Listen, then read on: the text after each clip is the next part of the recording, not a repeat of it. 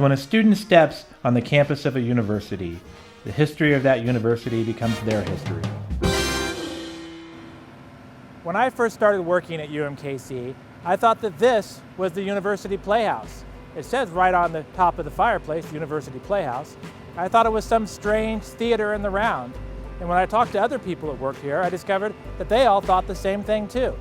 But as I researched the history of UMKC, I discovered that this was actually only the patio of the Playhouse. The real University Playhouse sat right where you're standing now. After the Second World War, the university inherited 5 surplus Army buildings from Camp Crowder in Neosho, Missouri. 3 were barracks buildings, and they became the Fine Arts Building, the Pharmacy Building, and the Dentistry Building. The Officers Club from the camp became a student union that was called the Kangaroos, and the UKC bookstore was in the basement of this building. And the movie theater from the camp was brought to the campus, and it became the University Playhouse. It was given a complete remodel. The latest in sound and light technology was installed, and it had an orchestra pit that could raise or lower to the level of the stage.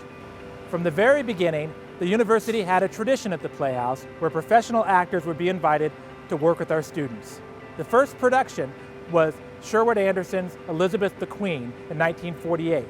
Nationally known Broadway actress June Cowell was invited to come and act with our students as the lead. Later on, we would invite professional sound and lighting technicians to come work with our students and professional directors. In 1954, the university hired a new director of the theater named Patricia Mickelrath. Dr. Mack, as she was known to her students, loved this idea of professionals working here at the university with the students. When she was a graduate student, she felt she did not get adequate enough education in the real rigors of the theater. And so she loved this idea of the professionals coming to work with our students. And in 1964, she took it a step further and created a professional theater troupe here at the university called the Missouri Repertory Theater. Today, of course, this is known as the Kansas City Repertory Theater, and they are housed in the Spencer Theater of the Performing Arts Center, a block to our north. Today, nothing is left of the University Playhouse. It was torn down in 1978.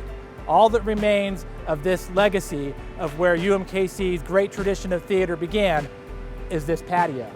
Now, this patio was originally the lobby for the theater, and people would come out before the show or come out at intermission and warm their hands at the fireplace and drink hot chocolate. Above the fireplace are a comic and tragic mask crafted out of terracotta.